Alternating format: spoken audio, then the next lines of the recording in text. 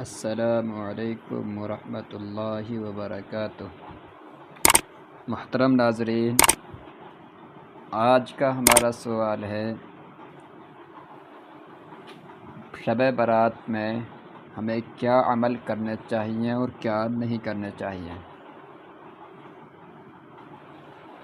الجواب حامدا و مصلیا اما بعد۔ شعبان کی 15ویں شب یعنی شب برات کہلاتی ہے، یعنی وہ رات جس میں مخلوق کو گناہوں سے بری کر دیا جاتا ہے۔ تقریباً 10 صحابہ کرام سے اس رات کے متعلق احادیث منقول ہیں۔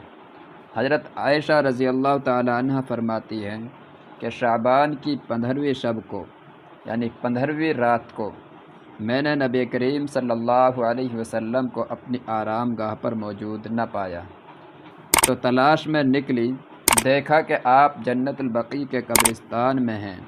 پھر مجھ سے فرمایا کہ آج شعبان کی 15ویں رات ہے، اس رات میں اللہ تعالیٰ آسمان دنیا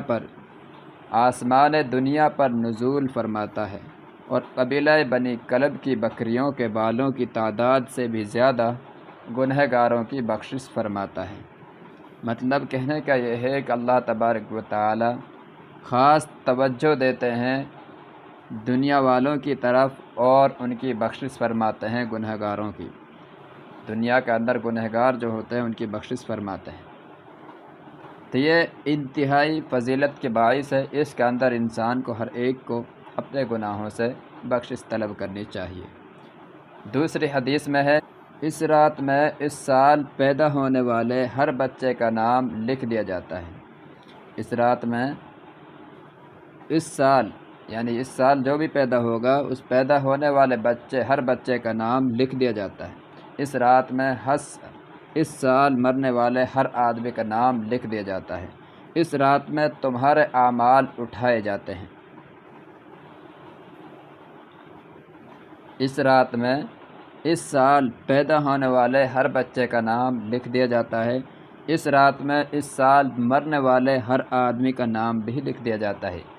اس رات میں تمہارے اعمال اٹھائے جاتے ہیں اور تمہارا رزق اتارا جاتا ہے۔ اسی طرح ایک روایت میں ہے کہ اس رات میں تمام مخلوق کی مغفرت کر دی جاتی ہے سوائے 7 اشخاص کے۔ وہ یہ ہیں: نمبر 1 مشرک، نمبر 2 والدین کا نافرمان، نمبر 3 کینہ رکھنے والا، ایک دوسرے انسان سے چڑھنے والا، کینہ اور بغض رکھنے والا اپنے اندر، نمبر 4 شرابی یعنی شراب پینے والا، نمبر 5 قاتل یعنی کسی کو ناحق قتل کرنے والا، اور نمبر 6 شلوار کو ٹخنوں سے نیچے لٹکانے والا۔ شلوار یا پائجامہ یا پینٹ کچھ بھی ہو جس کو ہم پہنتے ہیں تو اس کو ٹخنوں سے نیچے لٹکانے والے شخص کی بھی اس رات میں مغفرت نہیں کی جاتی ہے۔ اس لیے یہ ایک انتہائی جرم ہے جس کے اندر ہم اور آپ بہت سارے لوگ اس کے اندر ملوث ہیں۔ اس لیے ہم سب کو اس سے اپنی حفاظت کرنی چاہیے کہ ہمارا پائجامہ ٹخنوں سے نیچے نہ جائے، چونکہ ٹخنوں سے نیچے لٹکانا یہ کبیرہ گناہ میں داخل ہے، مکروہ تحریمی ہے۔ اور نمبر 7 پر ہے چغل خور۔ تو یہ 7 آدمی ایسے ہیں کہ جن کی اللہ تعالیٰ اس رات میں بھی بخشش نہیں کرتے ہیں۔ چغل خوری بھی انتہائی سنگین گناہ ہے، اس سے بھی ہمیں ہر ایک کو بچنا چاہیے۔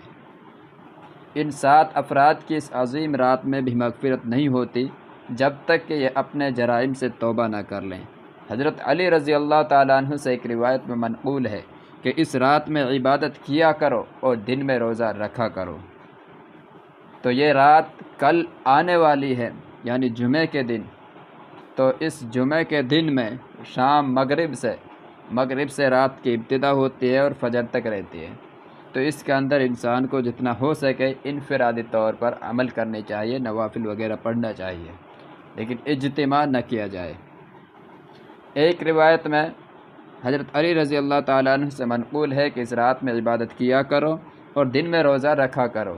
اس رات سورج غروب ہوتے ہی اللہ تعالیٰ اپنے بندوں کی طرف متوجہ ہوتے ہیں اور اعلان ہوتا ہے کون ہے جو گناہوں کی بخشش کروائے، کون ہے جو گناہوں کی بخشش کروائے، کون ہے جو رزق میں وسعت طلب کرے یعنی اللہ تعالیٰ سے رزق مانگے، کون مصیبت زدہ ہے جو مصیبت سے چھٹکارا حاصل کرنا چاہتا ہو۔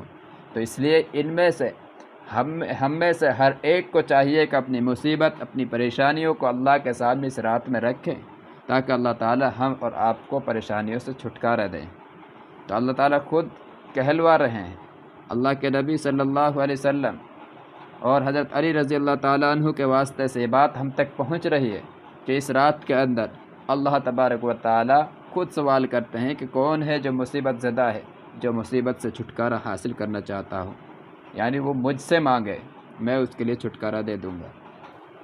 ان احادیث کریمہ اور صحابہ کرام اور بزرگان دین کے عمل سے ثابت ہوتا ہے کہ اس رات میں 3 کام کرنے کے ہیں۔ نمبر 1، قبرستان جا کر مردوں کے لیے ایصال ثواب کرنا اور مغفرت کی دعا کرنا۔ لیکن یاد رہے کہ نبی کریم صلی اللہ علیہ وسلم سے ساری حیات مبارکہ میں صرف 1 مرتبہ شب برات میں جنت البقیع جانا ثابت ہے۔ اس لیے اگر کوئی شخص زندگی میں 1 مرتبہ بھی اتباع سنت کی نیت سے چلا جائے تو اجر و ثواب کا باعث ہے، لیکن پھول، پتیاں، چادر چڑھاوے اور چراغاں کا اہتمام کرنا اور ہر سال جانے کو لازم سمجھنا، اس کو شب برات کے ارکان میں داخل کرنا، یہ ٹھیک نہیں ہے۔ جو چیز نبی کریم صلی اللہ علیہ وسلم سے جس درجے میں ثابت ہے اس کو اسی درجے میں رکھنا چاہیے، اسی کا نام اتباع اور دین ہے۔ دین اصل نام ہی اتباع کا ہے۔ جو نبی سے ثابت نہ ہو، جو صحابہ سے ثابت نہ ہو، جو تبع تابعین سے ثابت نہ ہو، ائمہ مجتہدین سے ثابت نہ ہو، تو اس کام کو دین میں ملانا یہی بدعت کہلاتا ہے۔ اس لیے میرے تمام بھائیوں سے التجا ہے اور درخواست ہے کہ جو ان کاموں میں ملوث ہیں وہ اپنے کاموں سے ان سے توبہ کر کر اللہ کی طرف آ جائیں اور تحقیق کریں کہ ہم صحیح کر رہے ہیں یا غلط کر رہے ہیں۔ چونکہ صحابہ کے دور کو پڑھیں اور نبی علیہ الصلاۃ والسلام کے زمانے کو پڑھیں، تابعین کے دور کے پڑھیں، ان کی زندگیوں کو پڑھیں کہ ان میں سے کس نے یہ کام کیا ہے۔ اگر یہ اچھے کام ہوتے تو وہ بھی ان کو ضرور کرتے۔ تو اس لیے ان سے احتیاط کی ضرورت ہے۔ اس رات میں نوافل، تلاوت، ذکر و اذکار کا اہتمام کرنا، اس بارے میں یہ واضح رہے کہ نفل ایک ایسی عبادت ہے جس میں تنہائی مطلوب ہے، یہ خلوت کی عبادت ہے، اس کے ذریعے انسان اللہ تبارک و تعالیٰ کا قرب حاصل کرتا ہے۔ لہٰذا نوافل وغیرہ تنہائی میں اپنے گھر میں ادا کر کے اس موقع کو غنیمت جانے، نوافل کی جماعت اور مخصوص طریقہ اپنانا درست نہیں ہے۔ یہ فضیلت والی راتیں شور و شگب اور میلے اجتماع منعقد کرنے کی راتیں نہیں ہیں، بلکہ گوشہ تنہائی میں بیٹھ کر اللہ سے تعلقات استوار کرنے کے قیمتی لمحات ہیں، ان کو ضائع ہونے سے بچائیں۔ دن میں روزہ رکھنا بھی مستحب ہے۔ ایک تو اس بارے میں حضرت علی رضی اللہ تعالیٰ عنہ کی روایت ہے، اور دوسرا یہ کہ نبی کریم صلی اللہ علیہ وسلم ہر ماہ ایام بیض یعنی 13، 14، 15 کے روزوں کا اہتمام فرماتے تھے۔ لہٰذا اس نیت سے روزہ رکھا جائے تو موجب اجر و ثواب ہوگا۔ باقی اس رات میں پٹاخے بجانا، آتش بازی کرنا اور حلوے کی رسم کا اہتمام کرنا، یہ سب خرافات اور اسراف میں شامل ہیں۔ شیطان ان فضولیات میں انسان کو مشغول کر کے اللہ کی مغفرت اور عبادت سے محروم کر دینا چاہتا ہے، اور یہی شیطان کا اصل مقصد ہے۔ تو میرے محترم بھائیوں، آپ سمجھ لیں اس چیز کہ شیطان ہمیں ان خرافات میں شامل کر کر، ان خرافات میں مشغول کر کر اللہ تعالیٰ سے ہمیں غافل کرنا چاہتا ہے، ہمارے اصل مقصد یعنی عبادت سے غافل کرنا چاہتا ہے۔ اس لیے ان تمام خرافات کو چھوڑ کر اس رات میں صرف اور صرف اللہ کی عبادت کیا کریں۔ بہرحال اس رات کی فضیلت بے اصل نہیں ہے، اور سلف صالحین نے اس رات کی فضیلت سے فائدہ اٹھایا ہے۔ آپ مزید تفصیل کے لیے فتاوی بینات جلد نمبر 1 صفحہ نمبر 552 سے لے کر 557 تک مطالعہ کر سکتے ہیں، دیکھ سکتے ہیں۔ اللہ تبارک و تعالی مجھے بھی اور آپ کو بھی عمل کی توفیق عطا فرمائے۔ السلام علیکم ورحمۃ اللہ وبرکاتہ۔